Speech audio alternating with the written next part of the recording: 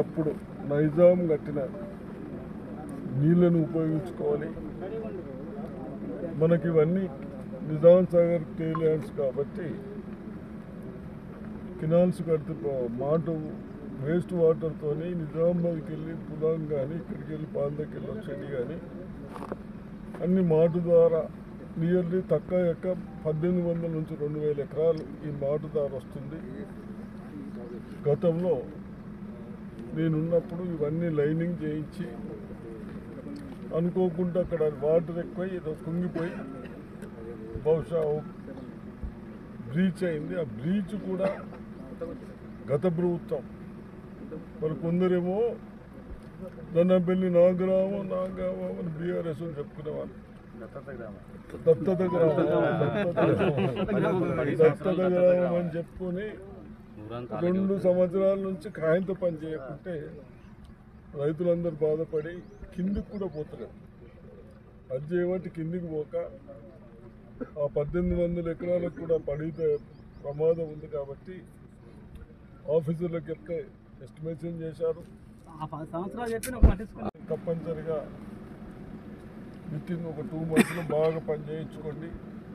అదేవిధంగా మీకు ఏదైతే ఇక్కడ మనం బండి ఎందుకు పెంచినామంటే నీళ్లు మనం అనుకున్నప్పుడు రావు. వచ్చిన దాన్ని మనం ఆపుకొని 1 నెల 2 నెలలు మనకు ఉపయోగపడేటట్టు ఉపయోగించుకోవాలి కాబట్టి అప్పుడు బండి పెంచినాం. కొందరు రైతులకు వాళ్ళ ల్యాండ్స్లలో పంటలు వేసినాక పంటలన్నీ మునిగిపోయి పంట వస్తలేదని బాధపడుతూ ఉన్నారు. తప్పనిసరిగా ఇటు సైడు అటు సైడ్ అధికారులు కన్సల్ట్ అధికారులు బండ్లు పోస్తారా ఏం చేస్తారో డిసిషన్ తీసుకుని దానికి కూడా డబ్బులు తప్పనిసరిగా ఇద్దాం. రేపు జూన్ లోపల రైతులకు మనం నీటి సౌకర్యం చేస్తూ ఉన్నాం. కొందరికి వ్యవసాయం చేసుకోవడానికి మన ఈ నీళ్ళు ఎక్సెస్ అయ్యి ఆ భూములకు పోతున్నాయని బాధపడుతూ ఉంటారు కాబట్టి అన్నీ కూడా నేను ఎస్టిమేషన్ చేసి అది కూడా చేపిస్తాను. రేపు నుండి మనకు లిఫ్ట్ ఇరిగేషన్ బంద్ అవుతుంది. ఈ నీళ్ళన్నీ మీరు పొలాల మీరు మా ఇంజనీరు నిర్లక్ష్యం చేయబట్టి మా ఇదేం పోటీ పట్టుని పోని దాన్ని మాకు అట్టేయలేదు పీకేయలేదు.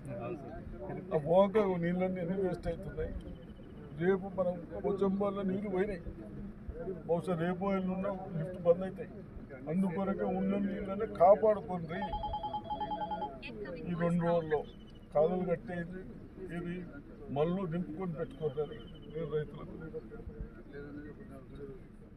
రైతులకు ఎక్కడ కూడా నిర్లక్ష్యం చేయకుండా బోర్డులున్నా ఇటువంటి వాటర్ ఎందుకు వేస్ట్ అవుతున్నది మన పొలాలకి వస్తుంది కాబట్టి ఆ వాటర్ని కాపాడి మీ పంటలను కాపాడడం రిక్వెస్ట్ చేస్తాను.